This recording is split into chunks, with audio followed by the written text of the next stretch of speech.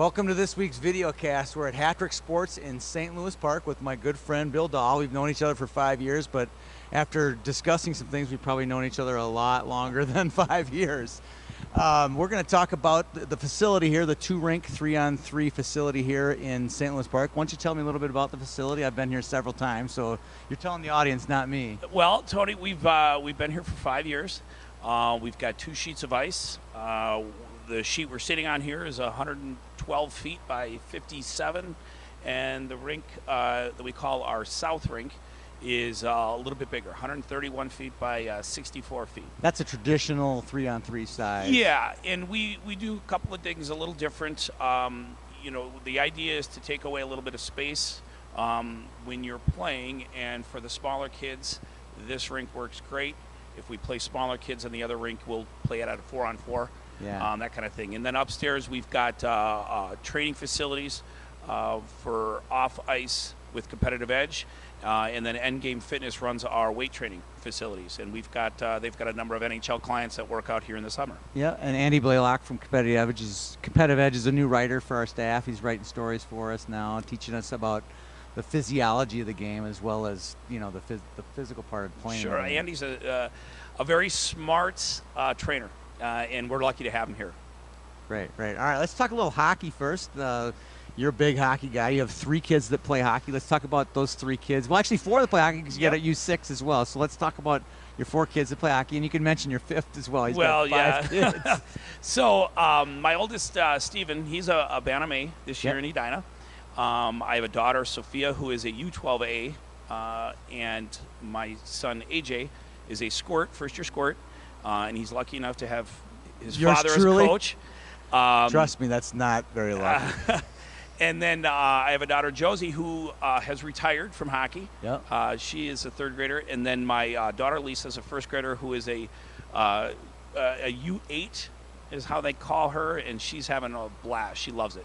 That's great. All right, so we got that. So let's talk about your hockey playing days. We talked about some of the teams and rinks you played at. I want to talk to you about that, too. So Sure. Well, I grew up in Robbinsdale, and when I was a kid, outdoors is kind of basically where we played. So I played mites in Robbinsdale, and as I grew up, the programs changed. I played up through Pee Wees in Golden Valley, and then after that, there was a kind of co-op team of Robbinsdale, Golden Valley. I believe it was Crystal and Brooklyn Center, and we called ourselves Northwest, which is a lot like North Metro today. Exactly. And you were green and gold too, We were right? green and gold, and so, we didn't have great success, but I tell you, it was fun. It was a lot of fun. I think the most fun I ever had in one year was when I played Bantam. I played Bantam B when I was in 8th grade, and I loved it. It was the greatest time. And then I moved on to Benilde St. Margaret's High School. Played hockey there. Who was your coach at Benilde? Dave Jarvis. Okay. Irony there is I've run into Dave on a number of games of my older son, Steven, because he is a referee. Right. And we've had lots of laughs about that. And the irony is he said to me, he could have picked my son out of a game without knowing he was my son based on the how way he played. Yes. Yeah. So that was a lot of fun to reminisce with him. And so I graduated from Benilde in 1987 when the 2-tier program was just about to happen. We were still 1 class back then, and for us, a successful season was to get to the sectional quarterfinals. It was to play at Bloomington Ice Garden, exactly. Right? If you got to Bloomington Ice Garden, it was a success. It was success. So things are a little different these days, but especially at Benilde. But nonetheless, it was a fun experience growing up, and that's why I love it to this day. And then I basically hung my competitive skates up after high school. Yeah. Did you meet your wife in high school? I knew my wife in high school. Yeah, and so you mentioned earlier that she went to Benilde. She was too. a Benilde grad. She's a saint, by the way. Just anybody knows Karen. She's a saint. So with we've got she actually I always nominate her for Hockey Mom of the Year because of how we have to figure out how to get 5 kids all over the city relative to hockey and the amount of coaching I do and how often I'm here at the rink. Without her, that doesn't happen. So No. she is the Hockey Mom of the Year. Yeah, I had 3 last year, and running all the parents who have 3 players that play hockey, it's hard, you know. But then if you talk about a 4th, I can't even really beyond imagine that. Yeah, it is a challenge. But I tell you, again, I'm lucky, very lucky, and I wouldn't have it any other way. All right, let's talk a little Squirtacular. Your team, the Edina Squirt Gray, I'm the Gray, yes. is playing in our tournament. We're going to talk about that team in just a second, but let's talk about. We're going to do our picks. You're our guest picker today, so we're going to start off with the Squirt A's, and I'm going to really put you on the spot here in a second. But I'm going to pick the Osseo Maple Grove team to win. They won their first 2 tournaments. They have not been tested quite a bit yet, but I'm going to go Osseo Maple Grove to win it. Who are you going to pick? Since there's 2 Edina teams in it, I got you on the spot. Yeah, well, I have had an opportunity to see both teams play. They're very talented groups, both of them. And I'm going to toe the line on this one. And nice. I'm going to pick an all Edina final. That could happen. And I'll tell you what, flip a coin. Okay. And you. All right, so we'll flip a coin off there. I'm going to flip a coin. Since I always pick against Edina White, I'm going to pick against Edina White. Your coin's going to come up Edina Green. How's that? All right, that's fair enough. Fair enough. The Edina White people say I pick against them all the time. It's just got to stay. I got to toe the line too. So, all right, let's go to Squirt Bees. Your team is in it. There's a lot of really good teams in the field. If you pick against your team, people will judge. So. Oh, I would never do that. In fact, I think we're lucky to be here in that tournament. I think early on. I think I gave you a phone call because I wanted to be in this tournament. It's a great tournament. So that being said, there's a lot of great teams in it. Frankly, our team is a good hockey team. We've got a lot of great kids. They're very coachable kids. And on top of that, a lot of good families. So it's been a great year for us. And then on the ice, they're developing very well. And so I'll pick my team as with my heart and with my head because I think they're a good hockey team and frankly they're going to do well. The Edina teams always do well in this tournament, so you're really not making a stretch there. So besides AJ Dahl, name a couple other kids on your team that we should keep an eye out for. Maybe it's a goalie, maybe it's a center. Or whatever. I tell you There's what, a couple kids you want to mention. In nets with Josh Mansky and with Finn Dexheimer, we've got kind of a 2-pronged attack there because Finn, frankly, is just a great little goalie, and Josh is coming along real well. We've got some great defenders, some older, some good second years in Henry Watson and Drew Colby and other kids on forward. Willie Johnson, very creative player. Alex Orthy, a good kid. Very versatile. He'll play forward and he'll play D. And, a kid like Billy Kozlak, too, at center. Right. A very good scorer. I think one of the nice things about our team is we've got great depth. Frankly, I think I mentioned this to you before. I think most of the kids on our team have all scored at least 2 goals this year, which really says to me at this level, they're all getting involved. And we play well as a team. So we move the puck very well, and we really impress upon the kids to do that. Well, I'm going to make my pick, and I'm not trying to pick against you, but it would be kind of boring if I picked Edina. So I'm going to go with the Cyclones. It's a team out of Chicago. I don't know really. They're out of Geneva, Illinois. They've done really well in their first 2 tournaments this year. I think that's going to be a real fun team to watch. So I'm going to pick the Cyclones. Let's go Squirt C's. I'm going to pick Jefferson to win it. They've won a tournament already. They've competed pretty well. Who are you going to take in the Squirt C's? I'm going to take Minneapolis Storm. Being where I am and located where we are here in St. Louis Park, the Minneapolis Storm Association does a lot of skates here quite a bit, top to bottom. And to be honest with you, I see a lot of those teams come through here, and they're developing very well as an association. They're growing a lot. Yeah. And so I say they're the up-and-comer for me, and I think they're going to do well in this tournament. All right, good pick there.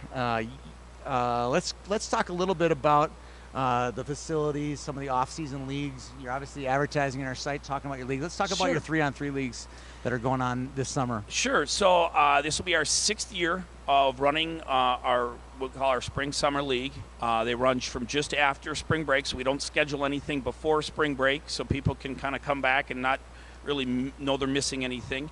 We run that until mid-September. We have divisions from the mites at the very young age, so your mite ones, your kindergarten or first graders, and then all the way up through, we'll do some high school stuff. And what I think some of the big parts or the big bonuses for our league relative to other leagues that you'll find around is in the summertime we don't schedule games on Fridays, Saturdays, and Sundays from late June until Labor Day. I really liked as a cabin person myself, like to have weekends for the family. You know, I really like the league to be more of a supplement to just keeping your feet on the ice during the summertime. Right. You know, you play a game about every 5 or 6 days here, and we do a lot of balancing of the competition. So I'll juggle things during the season just to make sure that no blowouts. Yeah, no blowouts. Kids are having fun. They want to come here as opposed to, you know, knowing every time they come they're going to get blown out or blow somebody out. Yeah. It's just as bad the other way around. And so that's been kind of the idea of our league. It's pretty inexpensive. My kids have played in your leagues, obviously. So tell me a little bit about the cost. Well, and you know, based amount on of games, that sure. kind of thing. We have 19 games. We run that in 2 sessions. The cost on a per-player basis for a team of 12 is $375, and that's for the whole summer. So both sessions are involved. We've got you know, great referees that work the games. You know, I always impress to our referees that I want to make sure the kids are safe. There is absolutely no checking. And another thing we don't do, and it's more for the older kids, is we don't use slap shots here, only because I'm big on, you know, to me it's a shot that you don't use that often, and get creative with the puck in other ways to get it in the net, you know. Right. And so I that's, never knew that. I was wondering why no one was teeing them up. That's why. That makes sense.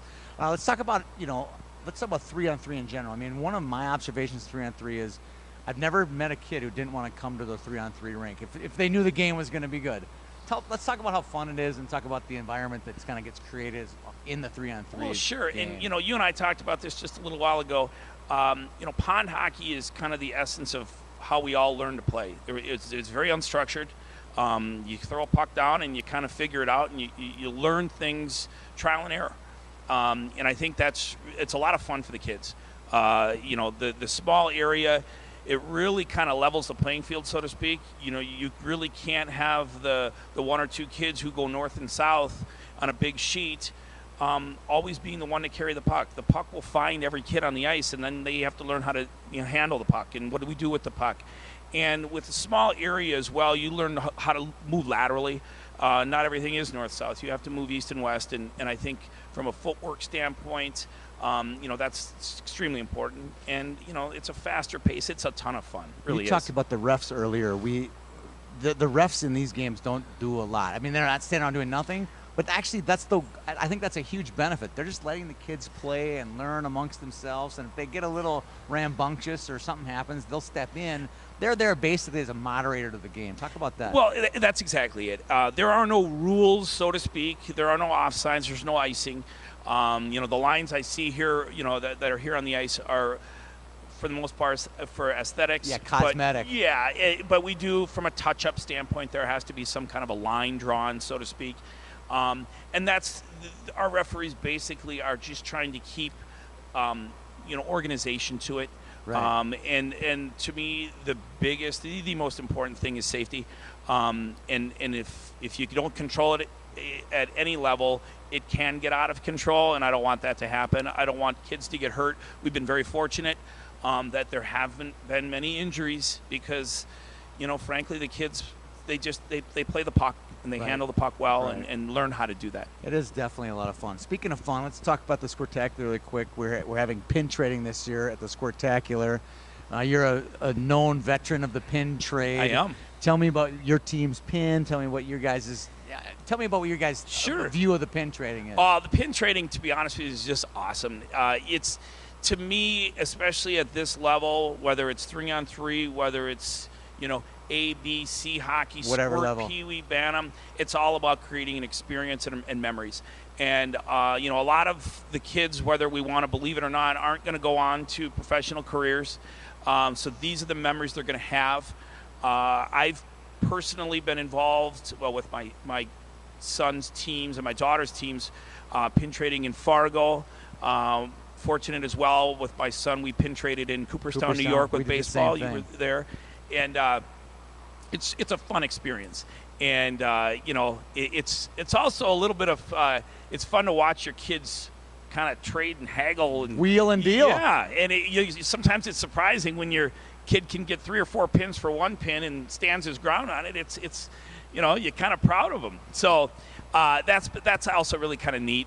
And the siblings too. Yeah. Oh, It's really an experience that, I think we're lucky here in town with the Squirtacular to have that, because usually you have to go out of town. You know, Fargo's historic for that. It's a wonderful tournament. But now for the teams that can't get to Fargo or aren't involved in Fargo, have an alternative. It's fun designing the pins. It's fun. You know, I know this year our Squirt B Gray pin's got a flashing red light. It's nice. It's good stuff. Any dangles on it? Or? You know, no dangles. I had some dangles on the girls' pins last year up in Fargo. All kinds of dangles and flashing. It's fun. It's fun. It really is. Fun. Well, we're looking forward to having you guys out there. It should be fun. Thanks for having me out here. And thank you so much. Telling us all about the place. I knew a lot about it myself, but a lot of our viewers don't. So look forward to a big week next week at the Squirtacular. According to Bill, Edina Green is going to be Edina White. Yes, is going to be Edina Green in the A's. His team's going to win the B's. I say Cyclones. I say Jefferson's going to win the C's, and you say the Storm is going to win the C's. So I think they are. I think they are. Well, we'll check back and check our work here in about 10 days. Thanks a lot for joining us. We'll see you around the rink.